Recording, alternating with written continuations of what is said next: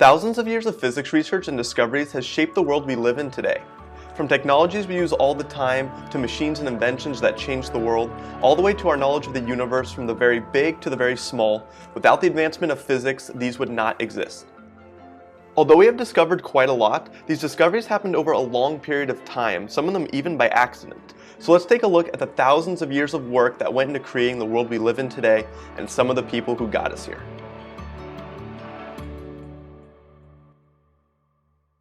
Let's start this in the 7th and 6th century BC with a man named Thales of Miletus, whom some consider to be the father of science. He's known for his attempts to explain phenomena through theories and hypotheses rather than mythology.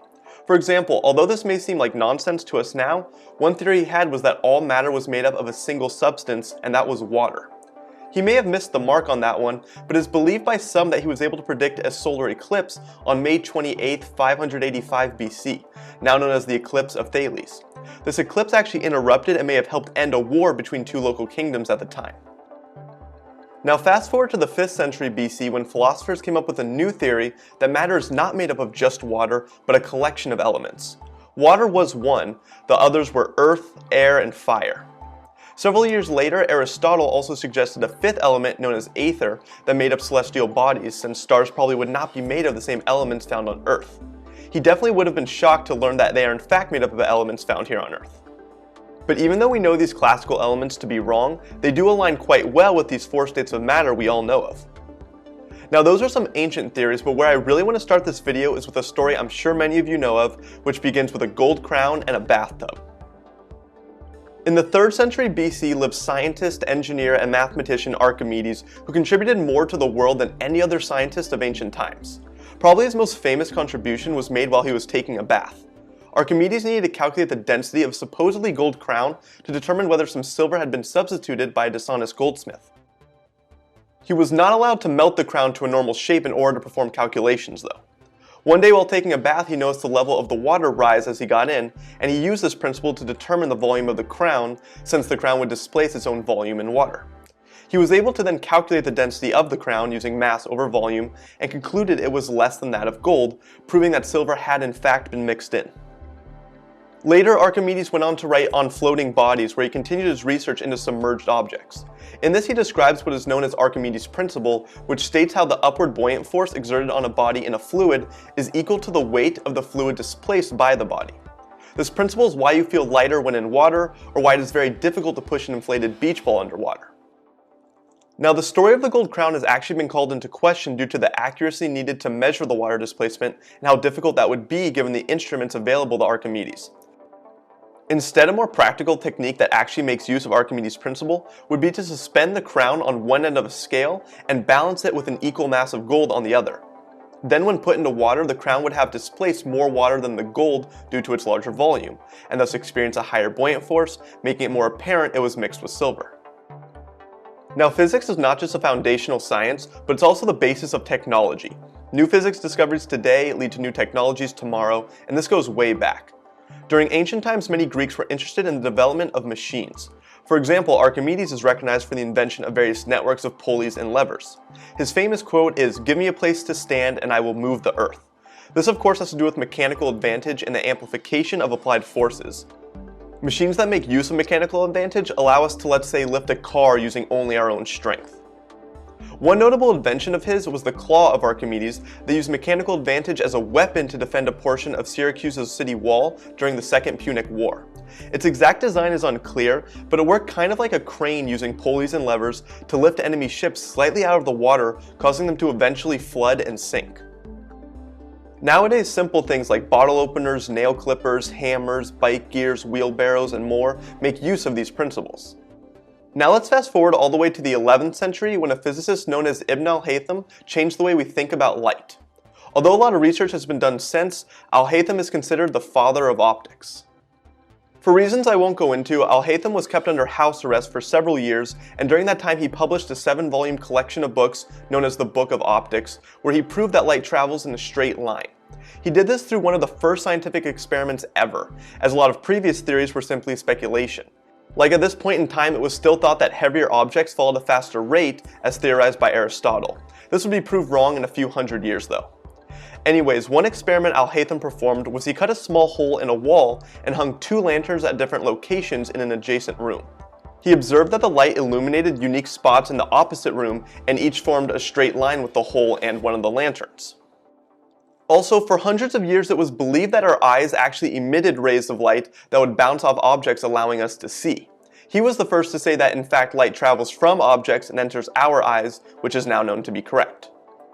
Now, one thing he was wrong about, even though he did research on them, was rainbows. He assumed rainbows were an image of the sun formed from a curved mirror due to water within clouds. It wasn't until the year 1300 that Theodoric of Freiburg used spherical flasks and glass globes to simulate water droplets that occurred during rainfall. He observed that light refracted onto the droplets, reflected back out, or they were refracted again. Although Haytham did not contribute to our understanding of rainbows directly, Theodoric of Freiburg relied on Haytham's book of optics to further our understanding of them.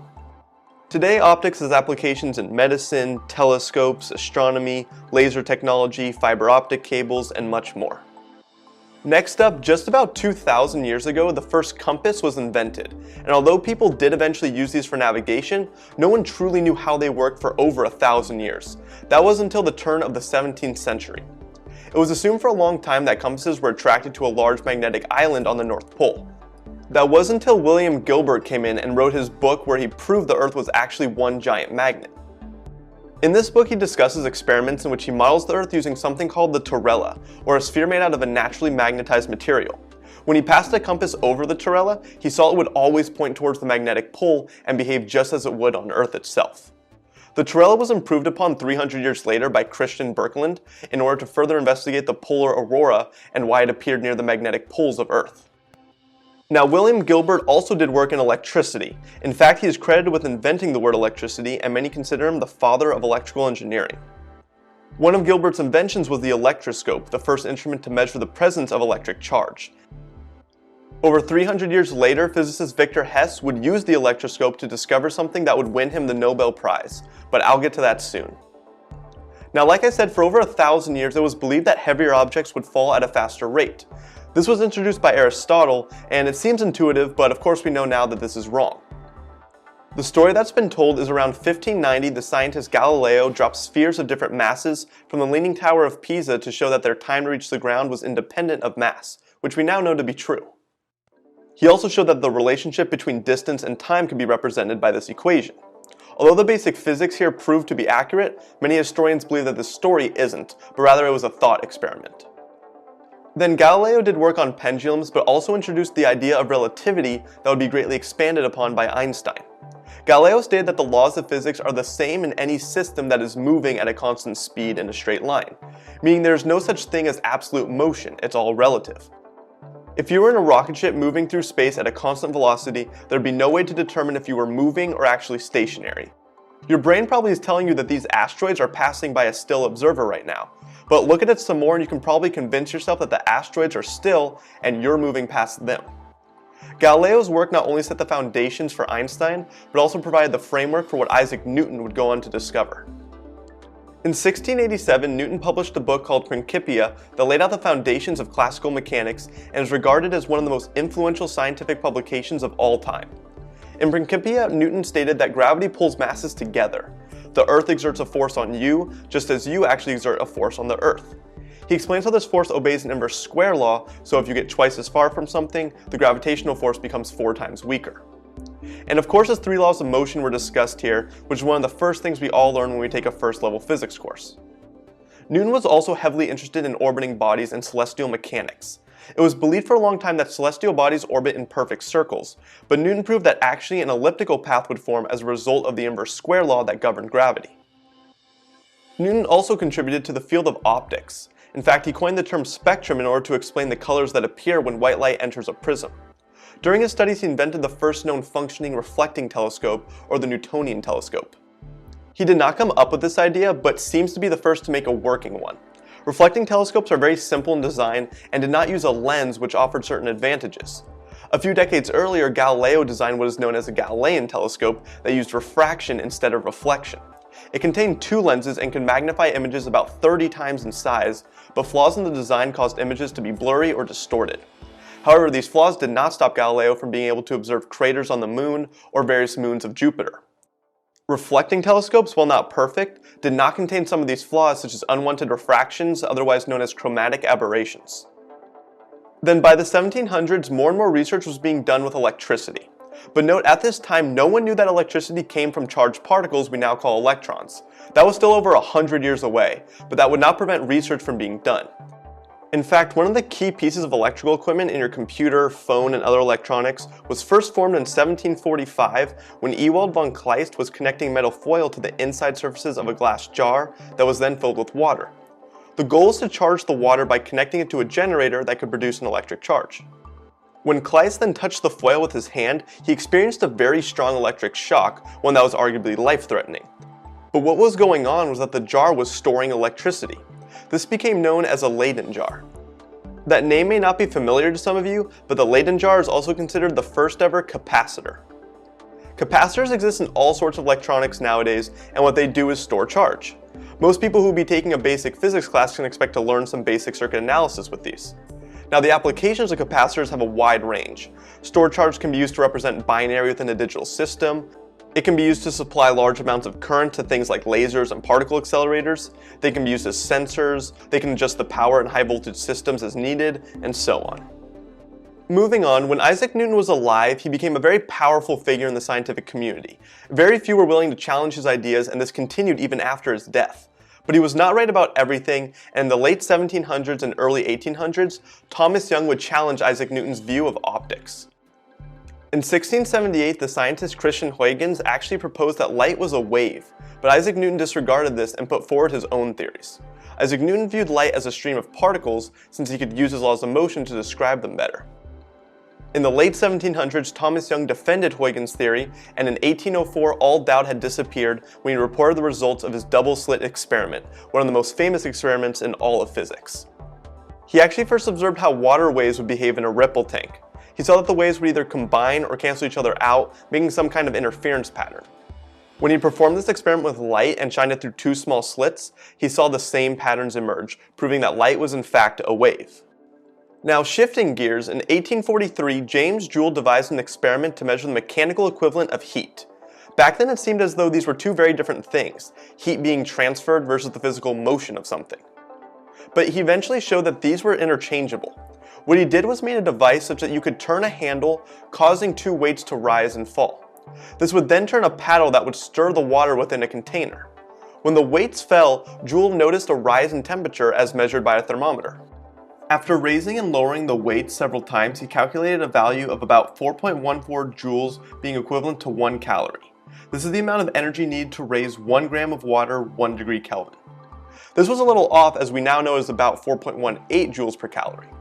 Joule also showed that energy did not disappear, it was just transferred to different forms. This then led to the development of the first law of thermodynamics just a few years later. Now, something you may not know is that years earlier in 1842, a man named Julius Robert von Mayer wrote a paper that discussed the concept of energy not being created nor destroyed, as well as the interchangeability of mechanical work and heat. Unfortunately for Mayer, he was not an actual physicist, but rather a physician, so his papers were widely ignored by experts in the field. He read up on others' experiments and used his own observations to come up with ideas, but did not have the training to present his findings in the proper way. This led to some disappointment when he found out years later that Joule got the credit for many of the topics he had been an advocate for years earlier. Joule did set up his own experiments and all that, so it's not like he stole Mayer's ideas, but we now give credit to Joule for these findings, and he even has a unit of energy named after him. And now, of course, thermodynamics has gone on to have applications in engine design, refrigerators, power plants, and more. Then, if you look up the most influential equations of all time, just about any article or video you find will include Maxwell's equations. These are the equations that tell us the relationship between electricity and magnetism. These also predicted the existence of electromagnetic waves, which propagate through a vacuum at the speed of light. Electromagnetic waves are what encompass the signals that travel through the air when we talk on a cell phone. They encompass visible light, microwaves, X-rays, gamma rays, and so on. So basically anything dealing with optics, wireless communications, lasers, etc. has its foundations rooted in Maxwell's equations. Now, Maxwell's equations did predict the existence of all these types of waves you see here, but at this time most of them really hadn't been discovered yet. We had never sent a radio signal or observed X-rays, for example, but within just a few decades these would all be discovered. In the late 1880s, the physicist Wilhelm Röntgen was investigating vacuum tubes and external effects as current passed through them. One day while running an experiment with these, he noticed a fluorescent effect on a screen within his lab, and he deduced that a new ray was having this effect. Because these were still unknown at the time, he just called these rays X, like we do in math for unknowns. While he continued his investigation, he finally saw a radiographic image, which was a flickering image of his skeleton on a platinocyanide screen. As you can guess, what he had finally discovered was what we now call X-rays. Just a few weeks later, he used these X-rays to take a picture of his wife's hand, to which she exclaimed, "I have seen my own death." Only a year after this, X-rays were being used in medical imaging, and of course are still used today for medical and security purposes.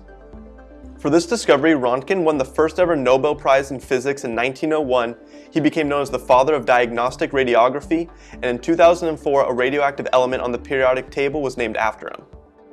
Röntgen's findings then inspired more research into the existence of these X-rays from other sources, and Antoine Henry Becquerel was one physicist who set out to make his own discovery. He thought certain phosphorescent materials he was working on, such as uranium salts, may have been emitting X-rays when exposed to sunlight, and he soon discovered that this was completely wrong. What was happening was that the radiation was coming from the uranium itself without the need for sunlight. By the way, at this point in time, uranium was thought of as a harmless metal, but that would soon change. Now, this phenomena observed with the uranium salts became known as Becquerel rays. That was until a few years later when Becquerel's research student, one of the most well-known physicists of all time, Marie Curie, began investigating these rays and eventually coined the term radioactivity. Although Becquerel did not get the rays named after him, the unit for how many atomic nuclei decay in a substance per second is now called a becquerel. Marie Curie and her husband Pierre Curie are probably the most well-known couple in all of science, and along with Becquerel, the three of them found that thorium was also radioactive. The Curies additionally went on to discover two new radioactive elements: polonium, named after Poland where Marie Curie grew up, and also radium. Then in 1903, the Curies as well as Becquerel were awarded the Nobel Prize for their work in radioactivity. Pierre Curie died just a few years later in 1906 and is best known for the discovery of the Curie point, a temperature in which a magnet loses its magnetism. Marie Curie went on to be the first person to win two Nobel Prizes, one in physics and another in chemistry in 1911. Now, when the Curies were working on radiation research, a physicist named Ernest Rutherford began working with uranium as well and discovered two types of radiation. One that could be blocked by a thin sheet of paper, which was coined alpha radiation, that consists of two protons and two neutrons, although this was not known at the time. And another that could pass right through the paper but would be blocked by something like aluminum. This was named beta radiation and is much more dangerous to be exposed to. The most dangerous of these three I'll discuss is known as gamma radiation and was discovered in 1900 by Paul Villard. This gamma radiation was coming off radium, which the Curies had recently discovered. Gamma rays are not composed of subatomic particles, but instead are very high energy electromagnetic waves. Gamma rays can only be stopped by thicker barriers made up of things like lead and iron. These are dangerous because their extremely small wavelength and high energy makes it so they can interact with human cells, causing illness and even cancer. These are released by nuclear weapons, for example. Although this does not make this research into radiation seem positive, radioactivity grew to apply to nuclear reactors, which currently account for 14% of the world's power, and radiation is used in medicine to diagnose and treat illnesses. For example, radiation therapy is where we use radiation to specifically kill or slow the growth of cancer cells. Now we are about to enter the 1900s, in which physics saw an unbelievable amount of growth. When making this video, I was honestly surprised just how much I would have to include in that century alone. You'll note our understanding of various extremes like the very large, the very small, the very cold, and the very fast would all be significantly improved upon in the years to come. Discoveries would lead to new inventions that changed the world, and others that were more controversial.